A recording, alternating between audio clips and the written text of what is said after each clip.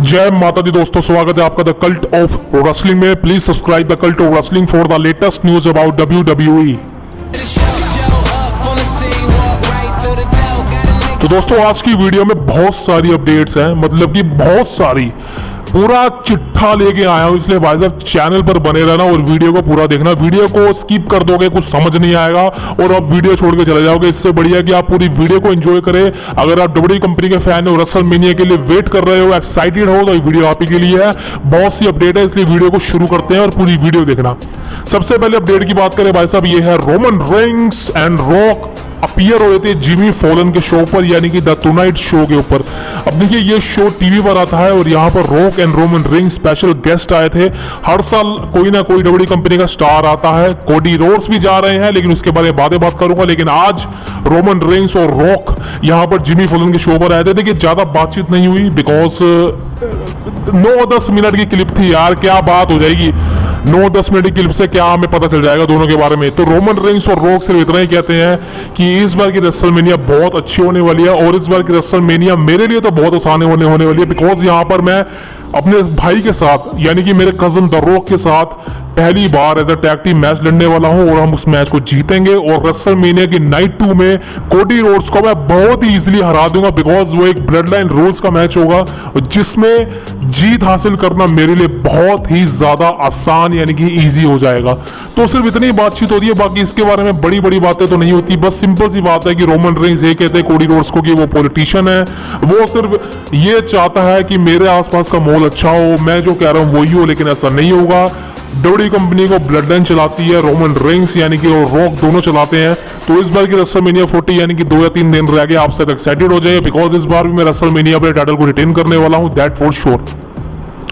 बस दोस्तों इसके बारे में और कोई बात नहीं होती है। एक मेरे को तो फीका लगा शो, ये 9-10 मिनट की क्लिप था, कोई बवाल सा नहीं था, लेकिन चलो ठीक था। इसके बाद बात करें दी अमेरिकन नाइटमेयर कोडी रोड्स। जी हाँ, कोडी रोड्स भी एरियल हलवानी के शो पर आते हैं। यहाँ पर वो बहुत सारी बातें करते हैं अपनी पर्सनल लाइफ के बारे में, प्रोफेशनल लाइफ के बारे में, रेसलमेनिया में अपनी स्टोरी को फिनिश करने के बारे में। स्टोरी के बारे में हम सब जानते हैं, कोडी रोड्स के डैड का ड्रीम था कि वो WWE चैंपियन बने, लेकिन अनएक्सपेक्टेडली कोडी रोड्स के डैड यानी कि डस्टी रोड्स के हाथों से वो टाइटल ले लिया गया। उसके बाद उन्होंने कभी भी कंपनी में टाइटल नहीं जीता। कोडी रोड्स ने कसम खाई थी कि वो इस टाइटल को जीतेंगे। कोडी रोड्स ने भी WWE चैंपियनशिप कभी जीती नहीं, लेकिन फाइनली अब स्टोरी के लेवल एंड होने वाला है। कोडी रोड्स ने कहा कि फाइनली अब हम लास्ट राउंड में पहुंच चुके हैं और ये राउंड ऐसा है कि या तो मैं हारूंगा और यहाँ फिर अपनी स्टोरी को फिनिश करूंगा। जी हाँ, कोडी रोड्स ने यहाँ पर बहुत बड़ा ईस्टर एग ड्रॉप करा है। कोडी रोड्स ने यहाँ पर कहा है कि अगर मैं हार गया, अगर मैं इस बार रेसलमेनिया में हार गया, दोबारा से अपनी स्टोरी को फिनिश करने में नाकाम रहा, तो मैं अपने करियर को खत्म कर दूंगा, मैं कमेंट्री करनी शुरू कर दूंगा और रेसलिंग से मैं रिटायर हो जाऊंगा। तो कोडी रोड्स ने क्लियर कट यहाँ पर अपने करियर को एंड करने का दावा ठोक दिया है और क्लियर कट ये बोला कि भाई साहब ठोक यहाँ पर मैं क्लियर कट अपने करियर को एंड कर दूंगा और अगर मैं रोमन इसको नहीं हरा पाया। लेकिन दोस्तों बातचीत आपको पता ही है भाई साहब, this is why this year WrestleMania is biggest and never, because WrestleMania की हाइप एक नदर लेवल पर है। The American nightmare Cody Rhodes finally finish story, इसके सबसे ज्यादा चांसेस हैं और फाइनली हमें भाई साहब 2 नाइट में मजा आने वाला है।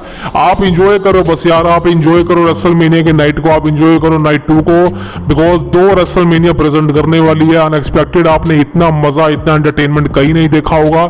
इसके बाद ही कोडी रोड्स ने यहाँ पर एक बात और रिवील करी है। कोडी रोड्स ने यहाँ पर कहा है कि मेरी वाइफ ब्रांडी रोड्स मुझे बहुत सपोर्ट करती है, मेरी मदर वो भी आएगी, मेरे बच्चे भी रेसलमेनिया में आएंगे और हम सब एज अ फैमिली सेलिब्रेशन करेंगे। आप सबको पता है लास्ट ईयर भी ऐसे हुआ था, ब्रांडी रोड्स आई थी, कोडी रोड्स की मम्मी आई थी, उसका बच्चा आया था। तो इस बार भी वैसे ही होगा, ये सारे फैमिली सेलिब्रेशन में इंक्लूड होंगे। और अगर कोडी रोड्स फाइनली अपनी स्टोरी को फिनिश कर लेते हैं, अनडिस्प्यूटेड चैंपियन बन जाते हैं, तो भाई साहब सोचो कितना बड़ा वो फैमिली सेलिब्रेशन होगा। वापिस से रिवाइंड होगा रेसलमेनिया 30 के बाद डैनियल ब्रायन का मेमोरियल मोमेंट। सो इस बार भी रेसलमेनिया में एक मेमोरेबल मोमेंट क्रिएट करने वाला है कोडी रोड्स उनकी फैमिली के साथ। तो देखते हैं वो होता है या नहीं होता है। इसके बाद ही दोस्तों बात करें हम एक, मतलब यार इस बारे में मैं बातचीत नहीं करना चाहता था, लेकिन भाई साहब ये चीजें कुछ ऐसी हो जाती है ना कि बातचीत करनी पड़ती है। ये है राउडी रोंडा राउजी को लेके। देखिए रोंडा राउजी को लेके बहुत सारी कंट्रोवर्सी हो रही है। रोंडा राउजी ने अपनी एक बुक लिखी है जिसमें आई थिंक बुक का नाम क्या है, फाइट मी राउडी ऐसा कुछ नाम है, पता नहीं मुझे क्या है। तो उस बुक के अंदर काफ़ी कुछ कंट्रोवर्शियल चीज़ें हैं जो कि रोंडा राउजी ने रिवील करी हैं, और यहाँ तक कि डोडी कंपनी में जो पॉलिटिक्स होती है, आप देखिए ये बात मैं नहीं कह रहा हूँ, रोंडा राउजी कह रही है कि डोडी कंपनी में उनको उतना ज़्यादा मौका नहीं दिया गया उतना। यार क्या बात कर रही है ये औरत भाई। रेसलमेनिया 35 का मेन इवेंट रोंडा राउजी ने किया था भाई साहब, आप इससे बड़ा मौका क्या दोगे। रेसलमेनिया का मेन इवेंट कोई वुमेन डिवीजन करे, इससे बड़ी चीज़ क्या प्रेजेंट होगी भाई साहब। और बेकी लिंच ने भी एक बात रिवील करी थी कि रोंडा राउजी अपने तरीके से चलती थी, अपने तरीके से मूव्स करती थी, तो समझ सकते कि रोंडा राउजी पूरी तरह से कंट्रोवर्सी में फंसी रहती है। लेकिन रिसेंटली एक इंटरव्यू के दौरान रोंडा राउजी ने एक और बात रिवील करी है, और ये बात मैं दिल ठोक के बोलता हूँ भाई साहब, आप मुझे बताइए बात सच्ची है झूठी है, बिकॉज मैं इस बारे में कोई कॉमेंट नहीं करूंगा, बिकॉज मैं तो भाई लड़कियों से दूर रहता हूँ, मुझे लड़कियों पे भरोसा नहीं है। लड़कियां जिस तरह से लड़कों को फंसाती हैं, मैं तो भाई साहब उनसे दूर हूँ। लेकिन रिसेंटली रोंडा राउजी ने जिस तरह से चीजें करी हैं, आप खुद देख लीजिए भाई साहब रोंडा राउजी ने क्या किया। रोंडा राउजी ने कहा है कि डोडी कंपनी में जब मैं बैक स्टेज एक इवेंट में थी, और उस बैक स्टेज मतलब मैं अपने मैच से बाहर जा रही थी, बैक स्टेज जा रही थी, तो जो मेरी चड्डी होती है यानी कि मेरी निक्कर है, सिंपल सी भाषा में बोलूँ, हमारी इंडियन भाषा में कच्छी, समझ रहे हो ना, तो हमारी भाषा में यही है भाई, दिस इज वाई, मैं क्लियर कर देसी बंदों ऐसे ही बोलता हूँ। सो किसी ने, कोई सुपरस्टार था डोडी कंपनी का, उसने जो मेरा नाड़ा है, चड्डी का नाड़ा, उसको खींचा, उसको हाथ लगाया। अब यार जिस तरह से मैं इसको इजीली बोल पा रहा हूँ, बिकॉज मैं इजीली इसलिए बोल पा रहा हूँ बिकॉज ये चीज़ें खुद रिवील करी है रोंडा राउजी ने। और रोंडा राउजी से पूछा कि भाई साहब फिर वो कौन है जिसने तुम्हारे साथ ऐसी हरकत करी। रोंडा राउजी पहले तो भाई साहब काफ़ी ज़्यादा एक्टिंग करती है कि वो एक सुपरस्टार है कंपनी का, वो क्या नाम था उसका, क्या नाम था, हाँ ड्रू गुल्लक। रोंडा राउजी यहाँ पे रिवील करते हैं कि ड्रू गुल्लक नाम का सुपरस्टार था जिन्होंने उनकी नाड़ा खींचा चड्डी खींची, नाड़ा खींचा चड्डी खींची, नाड़ा खींचा चड्डी खींची।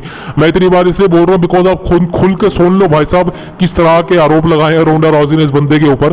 और अब मुझे नहीं पता ये बात सच है झूठ है, बिकॉज मुझे एक बात समझ नहीं आती, जब आप पे कोई इंजाम लगते हैं कि आप उस वक्त आप रिवील क्यों नहीं करते। अगर रोंडा राउजी पर ये सारे इंजाम लगे थे तो भाई साहब उस वक्त ये रिवील क्यों नहीं किया। मेरे को सिर्फ इतना पूछना है भाई, और इस सिर्फ रोंडा राउजी से नहीं पूछना, मुझे बॉलीवुड से पूछना है, जितने भी लोग हैं भाई साहब, आपके साथ जब कोई गलत चीज होती है तो आप क्यों नहीं बताते लोगों को, आप क्यों कंप्लेन नहीं करते, ये बता दो मेरे को सिर्फ। उस वक्त क्यों कंप्लेन नहीं करते, क्यों आप डिले करते हो। हाँ भूल जाएंगे उसके बाद रिवील करेंगे, जब सब ठीक हो जाता है ना तब ये बात रिवील करी जाती है, ताकि समझ लो एक तरह से रोंडा राउजी कंपनी में नहीं है, कंट्रोवर्सी पैदा कर रही है डोडी कंपनी पे, और अब फाइनली ड्रू गुल्लक पर उन्होंने इंजाम लगाया। और इसका रिप्लाई ड्रू गुल्लक ने कर दिया भाई। ड्रू गुल्लक का सिर्फ यही कहना है कि भाई साहब ऐसा हुआ था, इसमें कोई झूठ नहीं है, गलती से हाथ लग गया था। अब देखिए दोस्तों, गलती से हाथ लगने का मतलब है कि यार मान लो आप 2-4 लड़कियों के साथ खड़े हो, आपके कोई फ्रेंड सर्कल है, या मान लो आप इंप्लॉई हो, किसी कंपनी में काम करते हो, गलती से आपका हाथ किसी लड़की पर लग जाता, किसी कंपनी में आपके दोस्त हो या ना हो, तो वो क्या करेगी, वो करेगी हाँ शायद इसने मेरे को जानबूझ के हाथ लगाया, ऐसा भी हो सकता है। लेकिन अनएक्सपेक्टेडली आपकी अटेंशन वो नहीं थी, आपने खाली उसको गलती से टच कर दिया, गलती से आपका हाथ लग गया, आप बस में सफर कर रहे हैं, आपका गलती से हाथ लग जाए। लेकिन दोस्तों यहाँ पर मैं सिर्फ ये नहीं कह रहा हूँ, हो सकता है जानबूझ के भी ड्रू गुल्लक ने किया हो, समझ लो यार, अंग्रेज है भाई ये लोग, अंग्रेज कुछ भी कर सकते हैं, अंग्रेजों में पता कितनी वो भरी होती है अंदर से, कितने भूखे होते हैं, तो कुछ भी हो सकता है। मैं फाइनली एक चीज रिवील करना चाहता हूँ कि भाई साहब जब आपके साथ ये चीजें होती है ना, आप तभी रिवील करो ताकि फैन को भाई साहब रियली ट्रस्ट हो आपके ऊपर। और फाइनली अगर ड्रू गुल्लक के साथ ये चीजें हुई है और ड्रू गुल्लक ने फाइनली ये सब किया है, तो ड्रू गुल्लक को भी भाई साहब कंपनी से रिलीज कर दिया जाएगा, बिकॉज TKO एंडेवर कभी नहीं चाहेगा कि कंपनी में ऐसे बंदे रहे। तो ड्रू गुल्लक भी भाई साहब कंपनी से रिलीज होगा, और रोंडा राउजी ने जो बात सच है वो प्रूव हो जाएगी। लेकिन अगर फाइनली ये बात रिवील हो गई कि रोंडा राउजी जो बोल रही है वो झूठ बोल रही है, तो भाई साहब रोंडा राउजी के लिए बहुत प्रॉब्लम खड़ी हो जाएगी, बिकॉज रोंडा राउजी वैसी कंट्रोवर्सी पैदा हो रखी है। और अब रोंडा राउजी की जो एक तरह से देखा जाए तो जो रोंडा राउजी का रिस्पेक्ट है वो भी चला जाएगा अगर ये बात झूठ निकल जाती है। अब मैं इस बारे में क्या कहना चाहता हूँ भाई साहब, मैं कुछ भी नहीं कहना चाहता हूँ, लेकिन ये चीजें थी मैंने रिवील कर दी आपके सामने। अब आपने जो सोचना है सोचो, कमेंट करो कि भाई साहब कौन सच्चा कौन झूठा है। लेकिन एंड ऑफ द डे इसके बारे में कोई ऐसी न्यूज अभी तक सामने नहीं आई है, जो सामने थी आपको रिवील कर चुका हूँ। सो दोस्तों अब बात करते हैं हमारे the main event of the night, यानी कि Roman Reigns. Acknowledge Roman Reigns, finally you acknowledge the Roman Reigns. अब आप कहेंगे भाई साहब तू तो रोमन रेंस का हिटर है, तो रोमन इसको एक्नॉलेज क्यों करेगा, रोमन रेंस की तारीफ क्यों करेगा। दोस्तों देखिए, मैं रोमन रेंस का हिटर नहीं हूं भाई, आप सब मुझे बहुत बड़ा गलत समझते हैं। अगर आप सोचते हैं कि मैं रोमन रेंस का हेटर हूं, अगर आप सोचते हैं कि मैं रोमन रेंस को पसंद नहीं करता, मैं रोमन रेंस को हेट करता हूं, सबसे बड़ी गलती करते हैं भाई आप। बिकॉज रेसलिंग वाइज देखा जाए मैं रोमन रेंस को हेट नहीं करता हूं, मैं रोमन रेंस से पर्सनली तो कोई दुश्मनी नहीं है मेरी, लेकिन वैसा रोमन रेंस की कुछ चीजें थी जो मुझे पसंद नहीं थी, जैसे कि रोमन रेंस का शेड्यूल, रोमन रेंस के माइक स्किल्स, ये कुछ चीजें हैं जो मुझे पसंद नहीं है। अब पर्सनली लेवल पर देखा जाए तो रोमन रेंस का वो हील पर्सोना है जिसमें उसको घमंडी रहना पड़ेगा, उसको भी एटीट्यूड दिखाना पड़ेगा, तो उसके बारे में बातचीत नहीं करूंगा बिकॉज रेसलमेनिया करीब आ रही है और मैं कोई रोस्टिंग वीडियो नहीं बनाऊंगा। लेकिन आज मैं बात करना चाहता हूं कि रोमन रेंस का रेसलमेनिया 40 में रिटेन करना क्यों जरूरी है। जी हाँ, अगर आप रोमन रेंस के फैन हो तो भाई साहब सब्सक्राइब मार दो, रोमन रेंस के फैन हो तो पूरी वीडियो देखिए। अब स्टोरी शुरू होती है रोमन रेंस के बारे में। देखिए, रोमन रेंस रेसलमेनिया 40 में क्लियर कट हारने वाला है। जी हाँ, ये बात आप सबको पता है। 99% चांस है रोमन रेंस हमें टाटा ड्रॉप करेगा।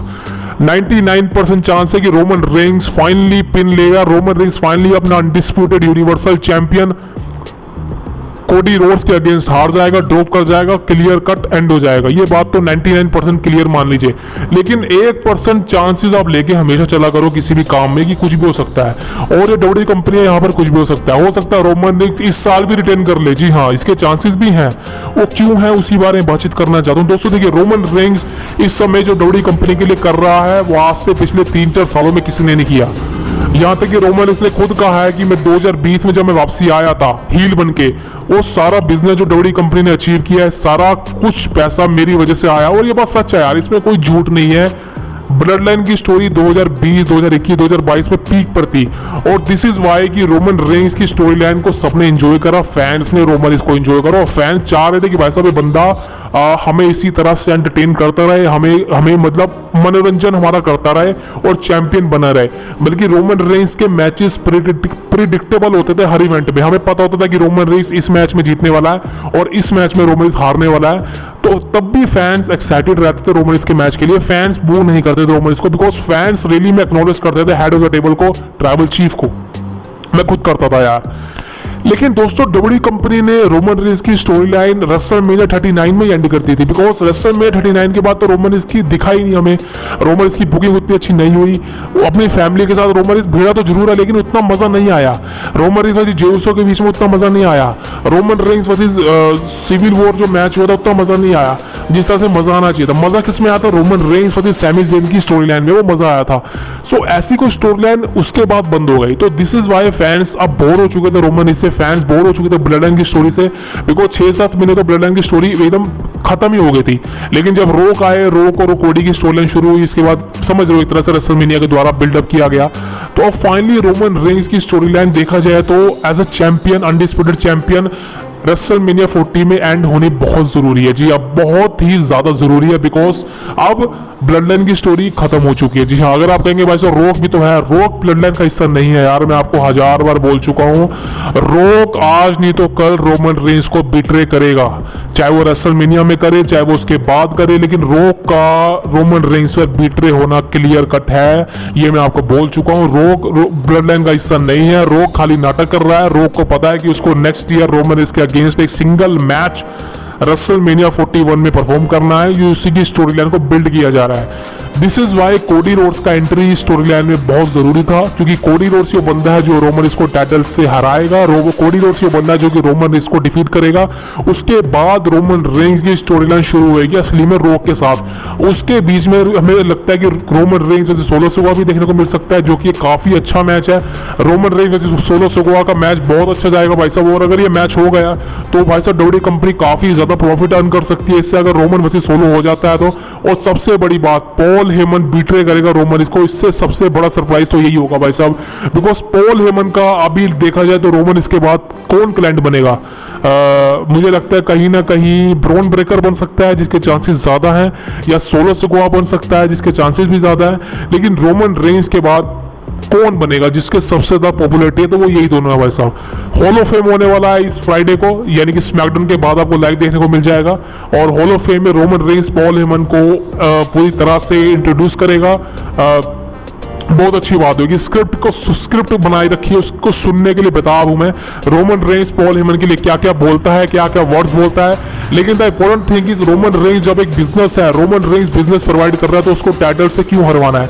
दोस्तों देखिए, टाइटल से रोमन रेंस को हराने का सिर्फ एक ही मतलब है कि डोडी कंपनियों को ऐसा बंदा चाहिए जो कि उनकी कंपनी को आगे लेके जा सके। रोमन रेंस आज नहीं तो कल डोडी कंपनी को छोड़ के जाएगा। हो सकता है इस साल ही चला जाए या हो सकता है नेक्स्ट ईयर चला जाए, लेकिन जाएगा। रोमन रेंस एक पार्ट टाइमर सुपरस्टार है, जस्ट लाइक पहले ब्रोक लेसनर था, और वही रोमन रेंस आज की डेट में एज अ पार्ट टाइमर है। अगर मान लो रोमन रेंस रेसलमेनिया 40 में टाइटल को रिटेन भी कर लेता है, तो उसके बाद रोमन रेंस समर स्लैम तक आपको देखने को नहीं मिलेगा, बिकॉज समर स्लैम में से पहले रोमन रेंस एडवर्टाइज ही नहीं है, समझ लो। और डब्ल्यूडब्ल्यूई कंपनी ने लेटेस्ट बहुत सारे इवेंट को अनाउंस कर रखा है, जैसे कि क्लैश एट द कैसल। जी हाँ, clash at the castle part 2 कहाँ से होगा, ग्लासगो स्कॉटलैंड से होगा, और ये अनाउंस हो चुका है। और यहाँ भी रोमन एडवर्टाइज नहीं है। Money in the bank Toronto Ontario Canton से होने वाला है, वहां भी रोमन एडवर्टाइज नहीं है। उसके बाद बैश इन बर्लिन में रोमन नहीं आने वाला। तो सोचो, जब इतने बड़े इवेंट है जहां रोमन नहीं आने वाला, तो भाई साहब रोमन रेंस टाइटल कैसे रिटेन कर लेगा। This is a main problem कि रोमन रेंस एक बिजनेस को प्रोवाइड कर रहा है डब्ल्यूडब्ल्यूई कंपनी के लिए। Roman Reigns is a business, लेकिन दोस्तों रेसलमेनिया जब तक है तब तक है, बिकॉज रेसलमेनिया के बाद आपको पता है सारी हाइप डाउन पड़ जाती है। रेसलमेनिया के बाद सब कुछ जीरो पड़ जाता है। रेसलमेनिया के बाद तो भाई साहब मेरा खुद ही नहीं मन करेगा कि मैं वीडियो अपलोड करूं एक, बिकॉज कोई न्यूज ही नहीं होगी, बिकॉज वो स्टोरी लाइन कहीं ना कहीं बुक करी जाएगी, वो अच्छी होगी या नहीं। Because last year Brock Lesnar ने बचा लिया था रेसलमेनिया के बाद, और इस बार कौन बचाएगा मुझे नहीं पता। बिकॉज मैं आपको क्लियर कट एक चीज बताता हूं कि कोडी रोड्स रेसलमेनिया 40 में टाइटल जीत लेगा, लेकिन उसके बाद कोडी रोड्स रोमन की तरह फैंस की रिस्पेक्ट कौन कर पाएगा। बिकॉज देखा जाए तो रोमन रेंस ने 3 साल से टाइटल होल्ड किया हुआ था, तो रोमन रेंस ने फैंस की नजर में वो उतर चुका है। रोमन रेंस पसंद करता है। तो मेरा कहना सिर्फ इतना सा ही है दोस्तों कि अगर कोडी रोड्स भी रोमन रेंस की तरह फैंस की नजर में उतर गया है, बिकॉज वो है।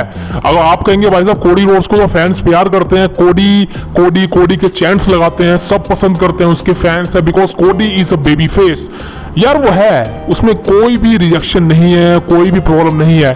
लेकिन बात आती है बाद की बात आती है भाई साहब, क्योंकि ये 2019 में भी हुआ था। सेथ रोलिंस ने किया था ब्रॉक लेसनर को हराने के बाद 2 महीने सही चला, उसके बाद फैंस ने जो टर्न किया ना सेथ रोलिंस पर, भाई साहब सेथ रोलिंस को टाइटल हरवाना पड़ गया।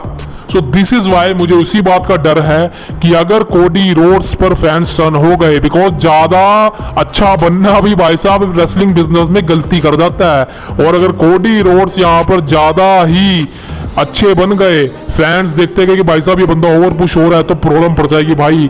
बिकॉज मैंने जैसे कहा है कि हर बंदा जॉन सीना नहीं होता, यहाँ तक कि जॉन सीना को भी बू मिली है, लेकिन वो परमानेंट नहीं मिली है।